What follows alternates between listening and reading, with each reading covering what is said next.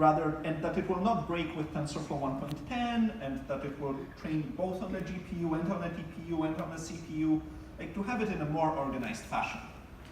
And the thing that prompted Tensor to Tensor, the thing why I started it, was machine translation. So I worked with the Google Translate team on launching neural networks for translation.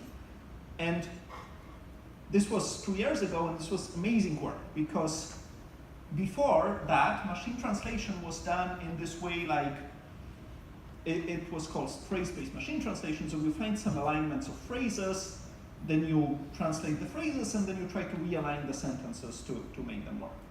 And the results in machine translation are normally measured in terms of something called the BLUE score. I will not go into the details of what it was. It's like the higher the better.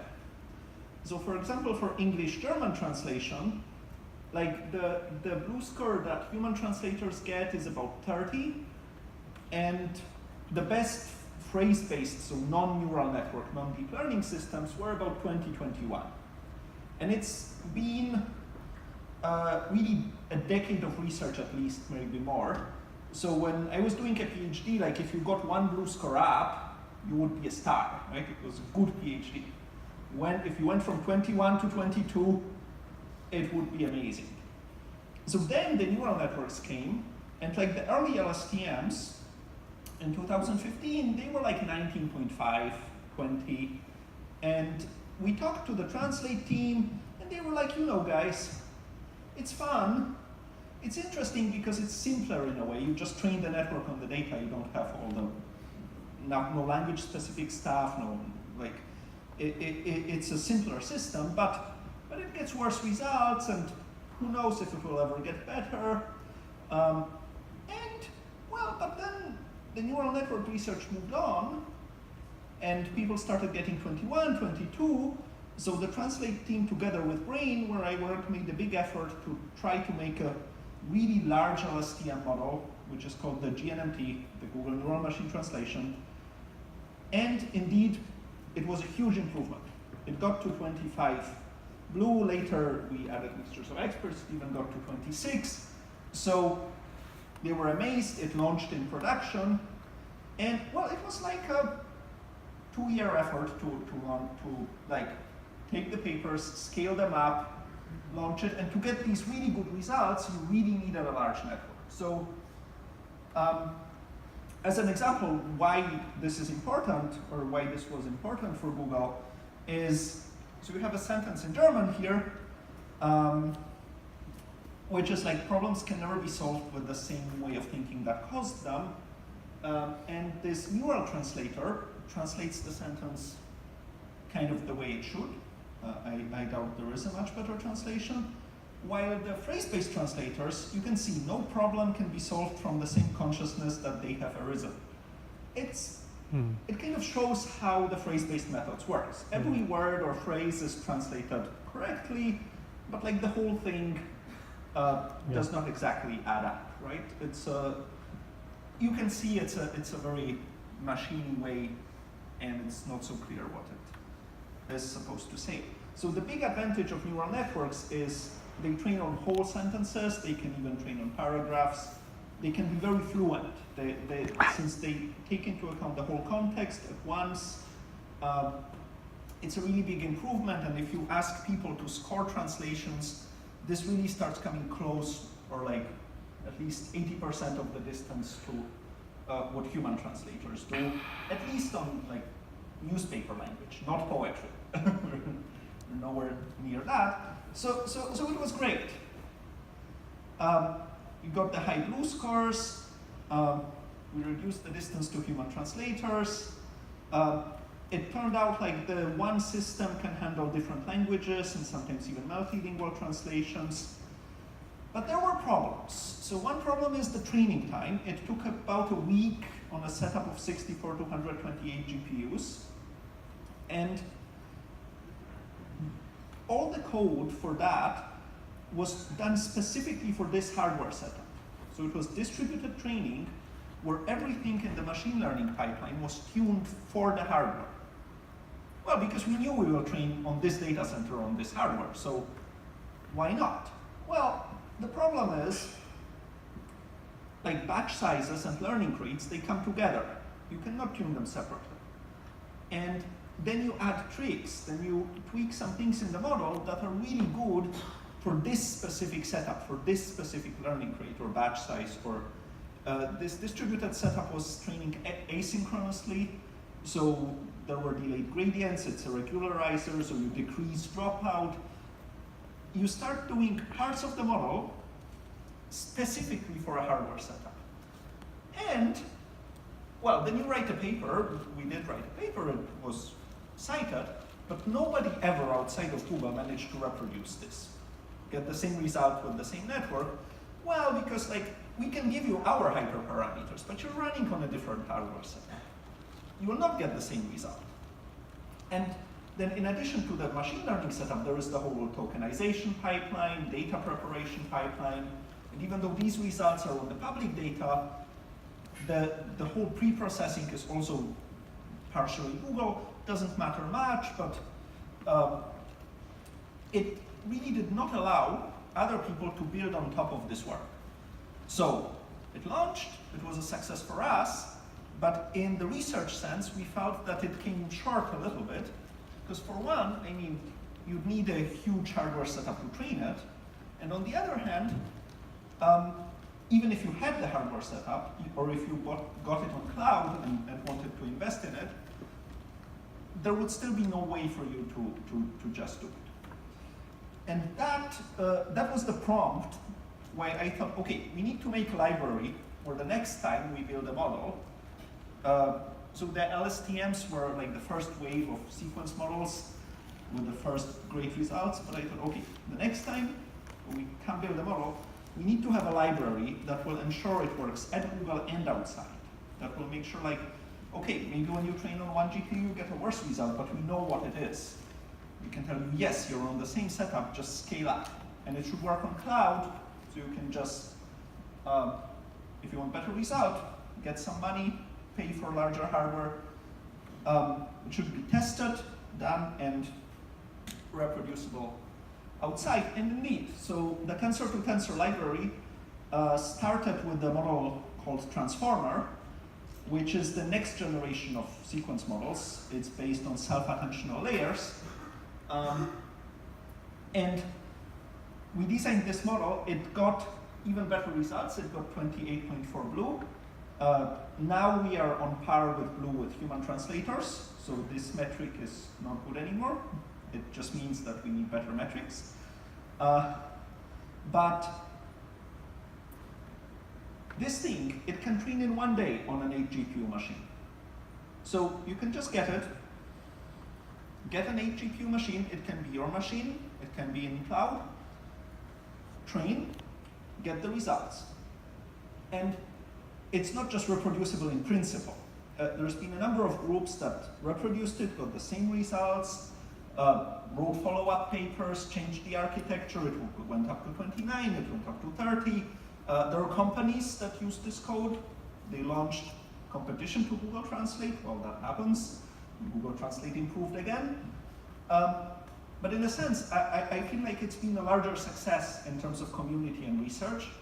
And it raised the bar for everyone, raised our quality as well.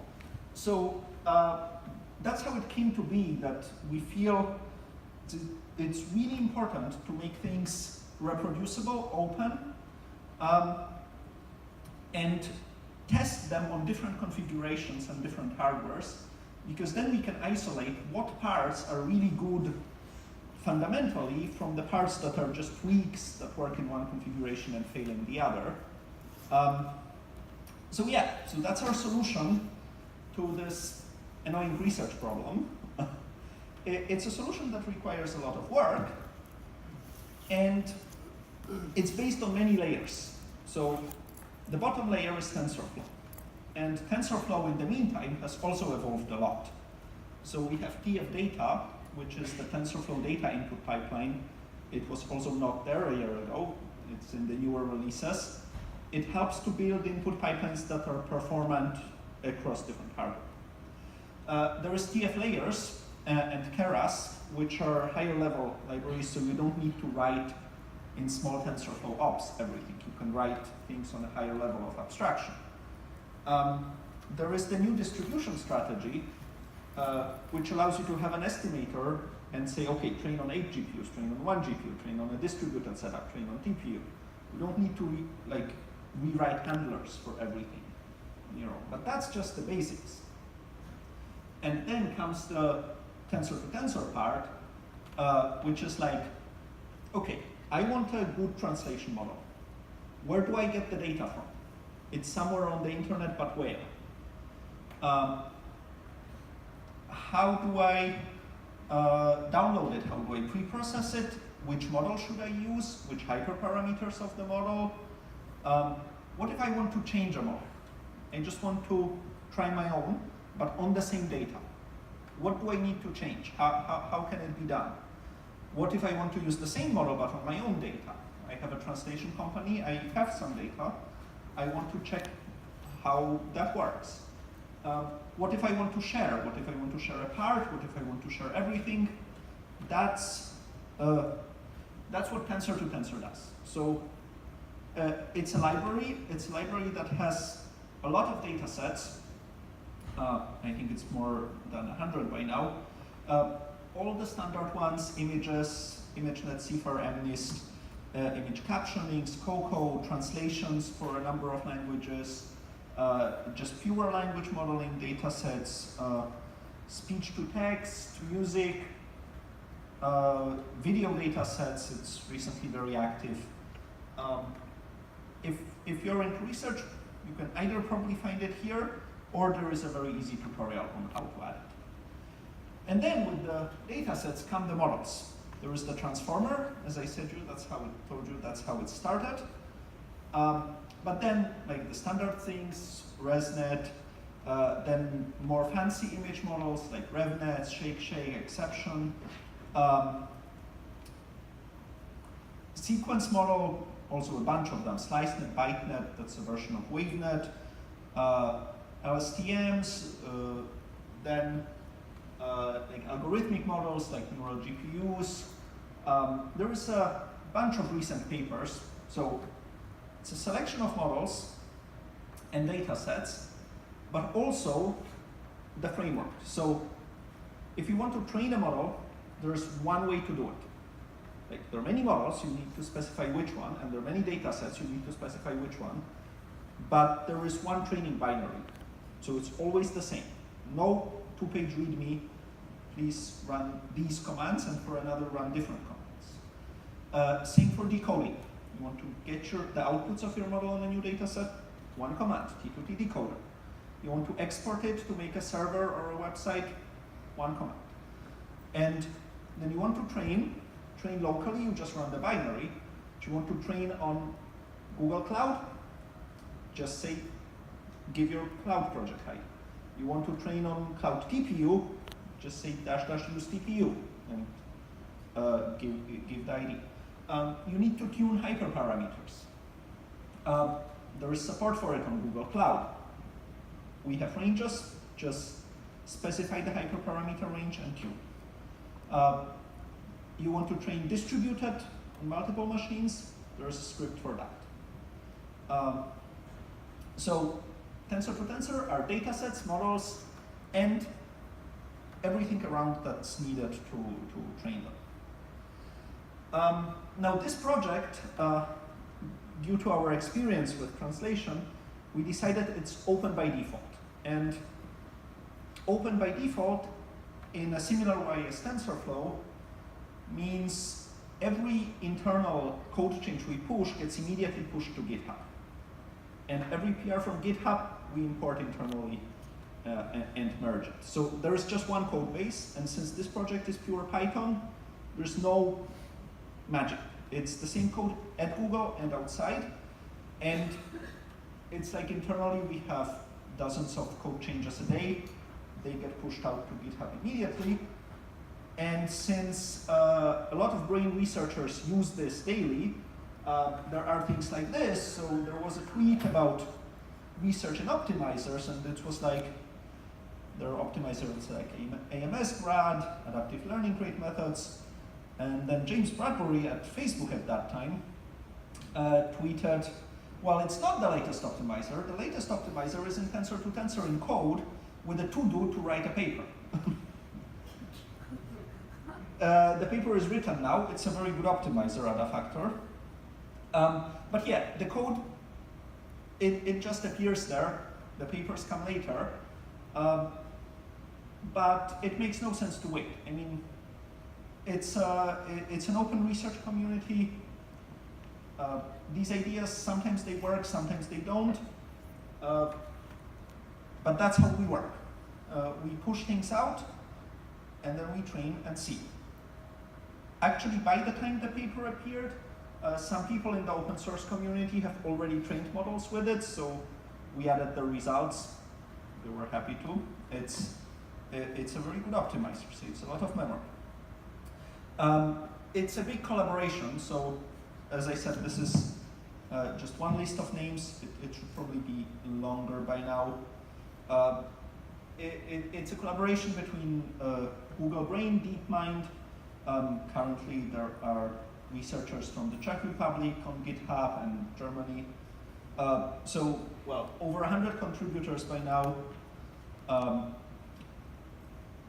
Over 100,000 downloads. I was surprised because Ryan got this number for this talk, and I was like, how comes there are 100,000 people using this thing? It's for ML researchers, but whatever, they are. And there are a lot of papers that use it. So these are just the papers that have already been published and accepted. There is a long pipeline of other papers and possibly some we don't know about.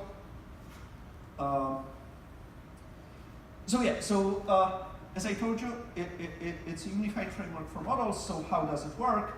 Well, the main script of the whole library is T2T trainer. It's the one binary where you tell what model, what data set, what hyperparameters, go train. So that's the basic command line. Install tensor to tensor, and then call T2T trainer. The problem is the name of the data set, and it also includes all details like how to pre-process, how to resize images, and so on and so forth. Model is the name of the model, and hyperparameter set is which configuration, which hyperparameters of the model, which learning rates, and so on to use. And then, of course, you need to specify like where to store the data, where to store the model checkpoints, for how many steps to train it. So, but that's the full command. And for example, you want a summarization model.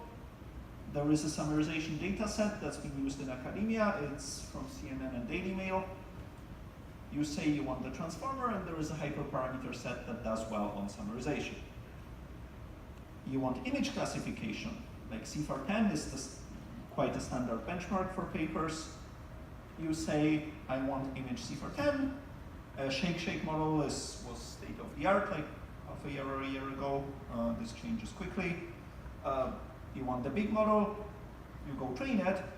And the important thing is, like, we know this result, this gives less than 3% error on CIFAR, which is, well, as I said, was state of the art a year ago. Now it's like down to 2, but we can be certain that when you run this command for the specified number of training steps, you will actually get this state of the art. Because internally we run regression tests that start this every day and tell us if it fails.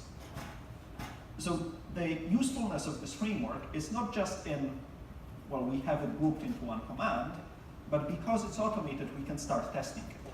If there is a new change in TensorFlow that will break some kernel, and it doesn't come out in the unit test, it often comes out in the regression tests of these models.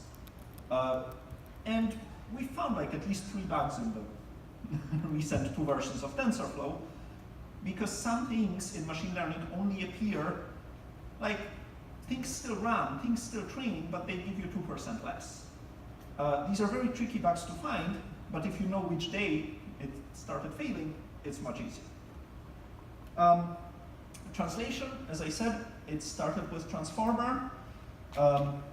We added more changes. Nowadays it trains to over 29 blue. It's a very good translation model. Just run this command on an 8 GPU machine, wait, you will get a really good translator. Speech recognition, there is the Open Libre speech dataset. Transformer model without any language model gets a really good word error rate.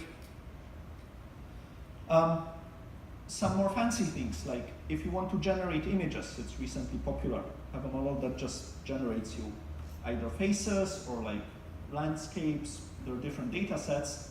So this is a model that you train just on CIFAR10 reversed. Every data set in tensor to tensor, you can add this _rev, it reverses inputs and targets. And generative models, they can take it and generate it. For translation, it's very useful if you want, instead of English-German and German-English, you just do _ref. It reverses the ordering of the data set. So yeah, so there are the commands. So for example, on an image transformer, if you try to train this on a single GPU, to get to this 2.9 bits per image, you only have to wait half a year. So that's not very practical. Well, that's the point. Currently, it's a very hard task to do a very good image generative model. 1 GPU might not be enough for state of the art. So if you want to really push it, you need to train at scale. You need to train multi-GPU, you need to go to TPUs. Well, this is the command you've seen before. To make it multi-GPU, you just say worker GPU equals 8. This will use 8 GPUs on your machine. Just make batches 8 times larger, run the 8 GPUs in parallel, and there it trains. Want to train on a cloud TPU? Use TPU, and you need to specify the master of the TPU instance that you boot on cloud. It trains the same. Want to train on a cloud TPU pod? I don't know, I guess you've heard today, Google is opening up to public the pods which go up to 256, I think, TPU cores. Just say, oh, maybe up to 512, let me see from this one. Just say do it, train, it will train much faster. How much faster? Well, we've observed nearly linear scaling up to half a pod, and I think like 10% loss on a full pod. So these models, the translation models, they can train on a pod for an hour, and you get state-of-the-art performance. So this can really make you train very fast. Same for ImageNet. Well, I say an hour, there's now a competition. Can we get down to half an hour, 18 minutes? I'm not sure how important that is, but it's really fast. Now, maybe you don't just care about training one set of hyperparameters. Maybe you have your own data set and you need to tune hyperparameters. Find a really good model for your application. Say Cloud ML Engine, auto-tune. You need to say what metric to optimize. So accuracy, perplexity, these are the standard metrics that people tune the models for. Say how many trials, how many of them to run in parallel. And the final line is a range. So a range says, well, try learning rates from 0.1 to 0.3. Logarithmically or uniformly. These are the things you specify. So you can specify continuous things in an interval, and you can specify discrete things, just try 2, 3, 4, 5 layers. And the tuner, it starts the number of parallel trials, so 20 in this command. The first one is random, and then the next one, it has a quite sophisticated non-differentiable optimizing model, which is Bayesian mixed with CMAES. What to try next? It will try another 20 trials. Usually after like 60 or so, it starts getting to a good parameter space. So if you need to optimize, that's how you do it. And like, if you're wondering what range to optimize, we have a few ranges in code that we usually optimize for when we start with new data. On a TPU pod, if you want a model that doesn't just do training on large batches, data parallel, but model parallel, if you want to have a model with a huge number of parameters, more than 1 billion, you can use something we call mesh TensorFlow, that we also have started developing in Tensor to Tensor, which allows to do model parallelism in an easy way. It just say, split my tensor into the cores, how many cores you have. Or split it 8 Ys on this dimension and 4 Ys on this dimension. I'll tell a bit more later about that. It allows you to train really large models if you want this, and that gives really good results. So that's how the library works. You can go and use it with the models and datasets that are there. But what if you want to just get the data from the dataset, or to add your own dataset? Well, it's still a Python library. You can just import it, and there is this problem class which you can use without any other part of the library. So you can just, you get an instance of the problem class, either by, so we have this registry to call things by name. So you can say registry.problem and name. You can say problems.available to get all the available names. Or you can instantiate it directly. If you look into the code where the class is, you can say, give me this class. And then generate data. The problem class knows where on the internet to find the data and how to pre-process it. So the generate data will go to this place, download it from the internet, and pre-process into TF example files in the same way that we use it, or that the authors of this data set decided is good for their models. And then you call a problem.dataset, which reads it from disk and gives you this queue of tensors in the form of a dataset. So that's for datasets. For a model, all our models are a subclass of this T2T model class, which itself is a Keras layer. So if you want to take one model, plug it together with another one, same as with layers. You get a model, you can get it again either by registry or by class name, call the model on a dictionary of tensors, and you get the outputs and the losses. So you can add your own. You can subclass the base problem class, or for text to text or image to class problems. There are subclasses that are easier to subclass. You just basically point where your images are and get them from like any format to this. And for your own model, you can subclass T2T model. If you want to share it, it's on GitHub, make a PR. Under models, there is a research subdirectory where there are models that we don't consider, that we don't regression test. We allow them to be free. If you have an idea, want to share, put it there. People might come, run it, tell you it's great. So yeah, Tensor to Tensor, it's a set of datasets, models, and scripts to run it everywhere. And yeah, looking ahead, it's growing. So we are happy to have more datasets. We're happy to have more models.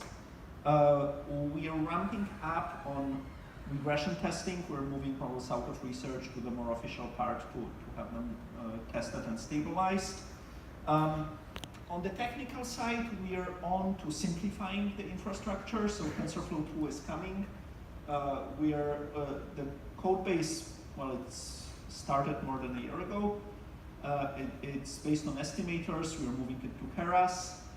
We had our own scripts and binaries for running on TPUs and multi-GPUs, moving to distribution strategy. We're allowing exports to TF Hub. So This is a library for training your own models. The main thing is the trainer. Once it's trained and you want to share a pre-trained model, TF Hub is the right place. You can export it with one line. And the mesh TensorFlow allows to train huge models on cloud pods. I will tell you a little bit more about it in a moment. On the research side, there's been a lot of research in video models recently. We have a ton of them in Tensor to Tensor, and they're getting better and better, and it's a fun thing to generate your own videos. There is the new thing in machine translation is using back translation. So it uses an unsupervised, you have a corpus of English and a corpus of German, but no matching. And you use a model you have to generate data and then back translate, and it shows improvements. And in general, well, hyperparameter tuning is an important thing in research too, so it's integrated now and we're doing more and more of it. Reinforcement learning, GANs, well, as I said, there are a lot of researchers using it, so there's a lot going on. One of the things, Mesh TensorFlow, it's a tool for training huge models, meaning really huge. Like you can have one model that uses a whole TPU pod, 4 terabytes of RAM. That's how many parameters you can do. It's by Noam, Milong, Nikki, Ashish, and many people. So what if you want to train an image generation models on high definition videos? Or like process data that's huge even at batch size 1. So you cannot just say, oh, I'll do one thing on one core, another on one core, just split it by data. One data example has to go on the whole machine, and then there needs to be a convolution that applies to it, or a matrix multiplication. So how can we do this and not drown into writing manually, okay, on this core, do this, and then slice back. So the idea is build every tensor, every dimension it has needs to be named. For example, you name the first dimension is batch, the second is length, and the third is just the hidden vector. And for every dimension, you specify how it will be laid out on a device. So you say, okay, batches, for example, modern devices, they have like 2D, they're like a 2D mesh of chips. So the communication is fast to nearby chips, but not so fast across. So you can say, if it's a grid of chips in hardware, you can say, okay, the batch dimension will be on the horizontal chips, and the length will be on the vertical ones. So we define how to split the tensor on the hardware mesh, and then the operations are already optimized to use the processing of the hardware to do fast communication and operate on these tensors as if they were single tensors. So you specify the dimensions by name, you specify their layout, and then you write your model as if it was a single GPU model. And so everything stays simple, except for this layout thing, which you need to think a little bit about. We did a transformer on it. We did an image transformer. We can train models with 5 billion parameters on TPU pods with over 50% utilization. So this paper is also a to-do paper. It should be coming out in a few weeks. Not yet there, but it's new state-of-the-art on translation, language modeling. It's the next step in really good models. It also generates nice images. So big models are good. They give great results, and this is a way of writing them simply. So yeah, that's the mesh TensorFlow, and we try to make it so it runs on TPU pods, but it also runs on clusters of GPUs, because we try to not make the mistake again to do something that just runs on one hardware. And with the Tensor to Tensor library, you're welcome to be part of it. Give it a try, use it. We are on GitHub. Gitter is the GitHub chat. There is an active lobby for Tensor to Tensor, where we also try to be every day to help. And yeah, that's it. Thank you very much.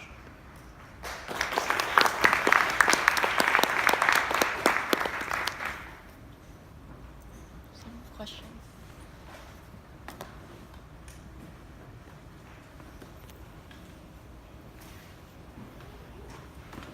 No question? People want to go home.